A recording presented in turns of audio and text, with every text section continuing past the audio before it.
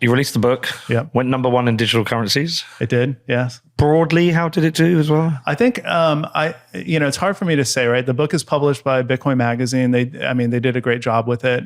And I get quarterly reports, so every quarter I'll get to know how many books sold and I'll get my check for the books. Like I think it's doing very well in the sense that, for David Bailey the other day, oh, you're selling more books than Gladstein. You know that, right? I was like, I didn't know that. And you don't make it a big deal.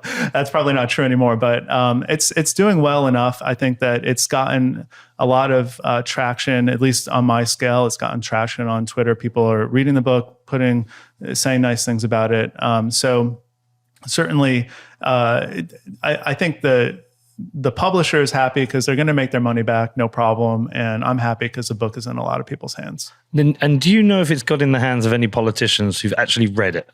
Not that I know of. So I do have an event in Washington, D.C. next month where I'm going to go to Capitol Hill with the Satoshi Action Fund, and I'm going to actually deliver books to House of Representatives, person to person, just me handing the book to them, or maybe their staff, depending on the person. The book is also going to get mailed to every Democratic senator in the U.S. Senate.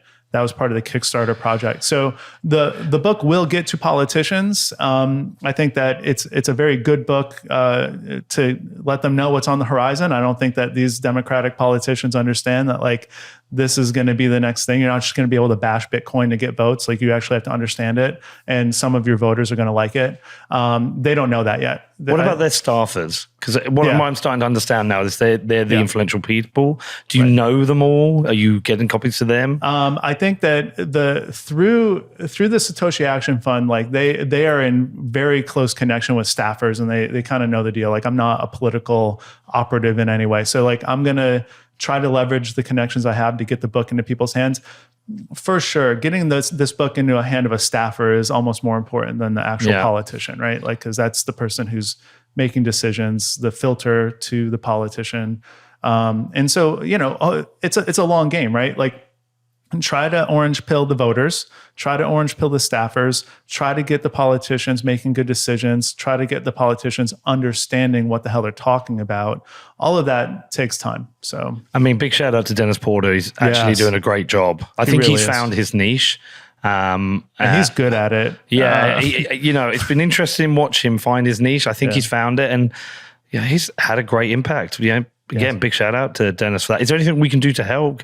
Can we donate books? So there's actually a Geyser fund for that particular project, right? So if you, what's the URL? And it's Geyser Fund /progressive, something like that. We'll put it in the show notes. Yeah, you have it in the show notes. But how much is there a target raise? So the target is to get as many copies as possible purchased for members of the House.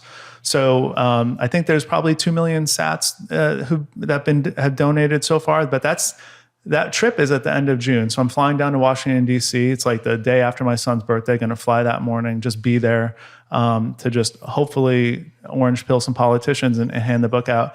Any donation given will go directly to buying a book for a politician. So that's one thing that people can do to help. Well, we'll make a donation. Mm-hmm. What's 2 million sats? It's not a lot. It's not enough because there's a lot of $600. Yeah, it's a nice start, but if we want to get books into more people's hands, then all the support. We'll give some more. Well, I was definitely one day late on the things. I owe you 0.1, but we'll put 10 million sats in there. We'll do it. We'll do it. Remind me at the end of the show. We'll make a donation. Right. Anyone listening, make a donation. This suits everyone. This is good for everyone. Yeah. Okay. Feedback. Yeah. Good, bad, ugly. And any negative feedback where you were like, oh, actually, that's a good point. It's a good question. No, it was perfect. So on Twitter, it's funny. I've proceeded to talk about the book and the ideas behind the book quite a lot. I'm just trying to, again, the Twitter and I really mean that the Twitter account exists because the book exists. Like I wouldn't be on social media otherwise. And so I don't think I've ever tweeted anything that wasn't specifically about Bitcoin. But people have been, I mean, honestly, in general, even before the book came out, I was maybe expecting much more sort of vitriol and hatred pointed at me. And to my surprise, it's been like 9-1. Like I think 90% of people are supportive or respectful and only 10% are not. Since the book has come out, there has not been a person to reach out to me who's disagreed with something in the book, or, you know, maybe just people haven't read it or critics haven't read it, who are critical of my ideas. But nobody's reached out. I mean, literally one person reached out and was like, hey, just want to let you know, like on page whatever, there's a little typo. And I was like, great, I'll fix that, you know. But it's like literally no arguments to say, hey, what you said here is wrong, or I disagree with you. And again, like if you're into Bitcoin, even if you're not a progressive, like you can get through the book. Like it's not going to ruin you. Like I've read a lot of books that I don't agree with politically, to learn more about Bitcoin. And if you have somebody in your life that you care about who considers themselves a liberal or a progressive, and you want them to be orange pilled, like it's good for you to read the book. Like talk to them in a way that resonates with them. And if you don't have anybody in your life that you want to orange pill that's liberal or progressive, you need more friends. Like that's it. You know, like just go meet people. You know. Yeah. So the feedback has been really positive, and people are saying things that that speak to the purpose behind the book, right? Which is to orange pill people that they love and care about. So you say, this book is great because it's the first book that I feel comfortable handing to people, like, or you explain things very clearly and you make it accessible. Like those are things that speak to me because that's exactly why I wrote the book. And that's been great. In real life, people have been very supportive, like my colleagues and people that I know in real life. There's been a large contingent who are just interested, like, I didn't know this about Bitcoin, teach me more. And then there's a contingent of people in my real world that are smugly dismissive. They just look at me and as if they know everything and just like, oh, well, you're wasting your time. You get used to that. I've been realizing that those people are going to have to learn about Bitcoin eventually, and there's going to be a moment where they realize, oh shit, like I had Jason in my life, and I could have asked him some questions in a intellectually honest way instead of being smug and dismissive. And they're going to come back to me possibly if I'm still around, and it's going to be a real test to see if I can respond with love and care, because I want to. You will. I will. But you know, you're a loving, caring guy. Come on. I try to be. You are. Yeah. Have you got examples of people you fully shifted? They were dismissive. They read it and went, I get it now. Yeah, I've gotten a lot of people who have been open to the idea and then read the book and be like, all right, well, I get it now. Like this is bigger than what I thought. This isn't just sort of an investment to make more dollars. I get the social impact. I get the reason why money is broken, and I want to learn more. I've gotten people who maybe not like against Bitcoin yet and have totally changed their mind, but a large number of people who just didn't know the first thing about Bitcoin and who just like thought that it was this, you know, magic internet money and it was fake and it was just copy and paste and it's not worth anything. And I've just been able to reach a large number of those people by explaining both Bitcoin and the legacy financial system. It's a theme throughout the book, right? Like you can't learn about Bitcoin without learning about the legacy financial system. And when you do that, you get a lot of people who start realizing, oh, this is why I kind of feel things are broken or things are unfair, or that like the world is set up to enrich certain people and not others. And it's a completely different lens than what the politicians give you and what the media gives you. It's just a new lens to look at it. And people have been really receptive to that. They already feel that the system's broken, but they can't. They don't have a vocabulary for it yet. Yeah, and that's been really great to see them sort of gain that conviction and that vocabulary to talk about the problem. And what about yourself? Have you found you've changed in any way? Maybe become also the other way, a bit more receptive to conservatives, a bit more tolerant, a bit more. I'm not sure the correct question, but do you see where I'm going? Yeah, I get a lot of people ask me that, right? Like, well, like you started out progressive and now you learned about Bitcoin and you're not progressive anymore, right? And, well, no. Oh, no, I don't mean that. No, I know. But sometimes other people do mean that. But no, I think what it is like, for example, I was definitely. I definitely wasn't a conservative child. Sure. Even though my dad was, right? Sure, yeah. I think it's hard to be a conservative child. Because you see the world with empathy and joy and happiness, and you want fairness, and then you learn how the world works, and delivering fairness isn't exactly how you think it should be. Yes. But I would say there's definitely conservative ideas I've become more empathetic to through coming into Bitcoin. Yeah. Things I hadn't thought about before. Right.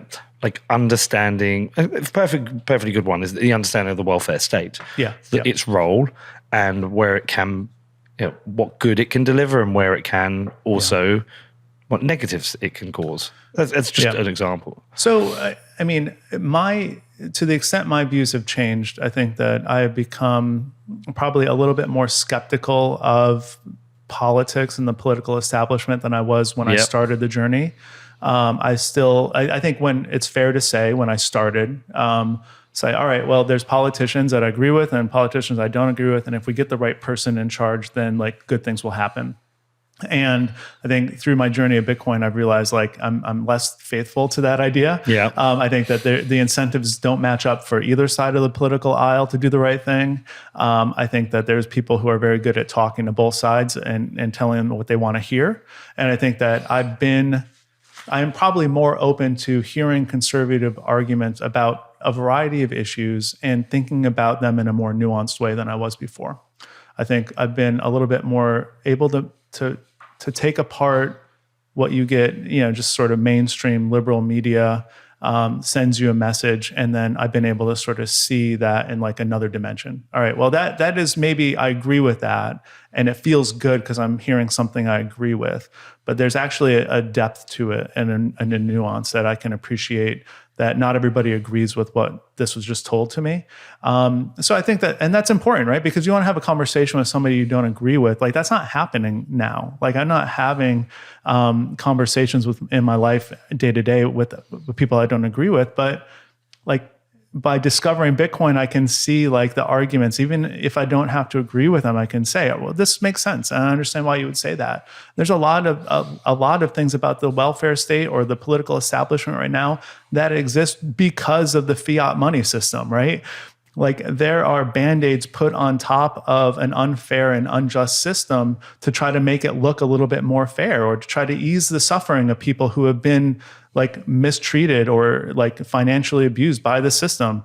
Like I don't think we can snap our fingers and say, well, the right thing to do is just to get rid of all of that because it's based off of a faulty system in the first place. So you have to get a new system in place. You have to move towards a new system, and you can't just dismantle all of the safety nets and all of the welfare state that exists now because those are in place for a reason. And that reason is mostly fiat money. It's just like ruining the social dynamic of money and all of that. So my much more nuanced views about lots of things, I've not become necessarily more conservative. so. But I think that's a fair way of explaining it. Understanding the incentives of the this political industrial complex.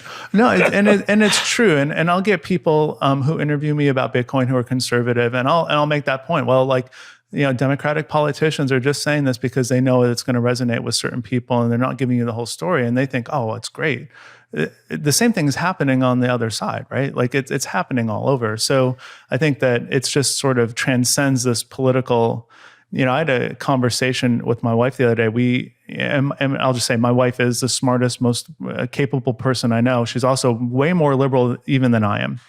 And we watched this documentary the other day in which like the police and government had sort of misused their power to arrest somebody in this documentary. And we ended it, and she's like, that's like horrible that they would abuse their power and break the rules to arrest this person.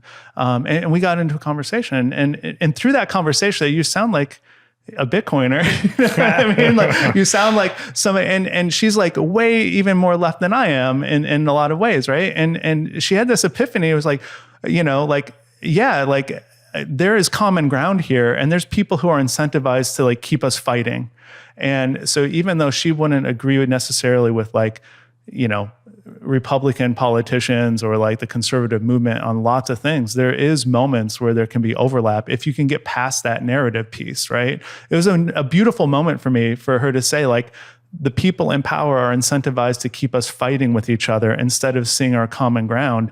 Like that's the power that Bitcoin has. We just have to get the book into people's hands, have to get them orange pilled, so then they can transcend. They're not going to transcend first. They have to understand Bitcoin first. Well, this is why I think a lot of people hope that Bitcoin will bridge that political divide. Yeah. I think most of us see what's going on now. Balaji put out a great tweet recently, but I can't remember the dates on it, but it was blue dots of red dots. I saw that, yeah. And then now it's just completely separated. Separate, yeah. But when we talk about money, the issues of money affect everyone. It is apolitical. Yes. Inflation affects every single person the same. Recessions affect everyone. They do. And they affect some people more than others, right? Yeah, but we're all affected. Yeah. And so it is the place we can all meet and agree that we all benefit from a better financial system, every single one of us. Yeah. So that could be the start of bringing people back together. Absolutely. And I found, just in general, if you want to learn about money and understand money, stop listening to economics, like economists, start listening to philosophers and sociologists. Like, talk to people who study how we think, and talk to people who study society, because that's where money is and that's how it works. And the more you can learn about like money and the monetary history and how it works and how it's supposed to work compared to how it's working now, the better off everyone will be. And it is a common ground. There's nothing political about it to have money that works. So you can transact in a way that's free and fair and transparent in the way that how money is created. None of that is inherently political or needs to be fought about. Like, that is a common ground. Oh, and I think that's why it's been a good time for Troy and Andrew Bailey and these philosophers coming to Bitcoin. Yeah, I think the libertarian arguments for Bitcoin suited it at the time. Yes, for the 4 to 8 years ago, and I think right now this arrival of yourself and other progressives, I think the arrival of the philosophers, I think the arrival of the macroeconomists that's a reflection on how much Bitcoin has permeated different parts of the world, society, culture, and we need this growing body of conversation and nuance. Let's have competition of ideas. Let's talk about what Bitcoin is, how it affects people. Let's not just pigeonhole it. I mean, the goal is in 100 years they're not called Bitcoiners; they're just called people. Right? That's the goal. And if that's not your goal, then I'm sorry, then we're not on the same, and we're not working for the same thing. Like, my goal is in 100 years, it's just people, and everyone's using it in one way or the other. And that's philosophers and economists and libertarians and Democrats and Republicans and everybody else. So that's what I'm hoping. I think that I wrote this book thinking that one day it's not going to be needed anymore. If it's successful, then we don't need the progressive case for Bitcoin anymore, because it's just seen as a neutral money that anybody can get into. People, this is for like the class of 2024, 2028. It's not for the class of 2030, 2032. Like, people aren't going to need it anymore if it's successful. So that's the hope. Well, because the robots will have taken over as well. Maybe. We'll all be dead. I'll have to write a new book, like, all right, well, now we need a new argument. But like, if the book is successful, then it's not needed in the future, because we don't need a progressive case for Bitcoin in a perfect world. People feel comfortable learning and understanding and welcomed into a community without needing this resource. So that's the goal. And in the meantime, buy it and give it to people so we can get to that point. It'll be the robots case for Bitcoin. They'll know, right? Know. There's no world in which AI is taken over that they're not using Bitcoin, obviously.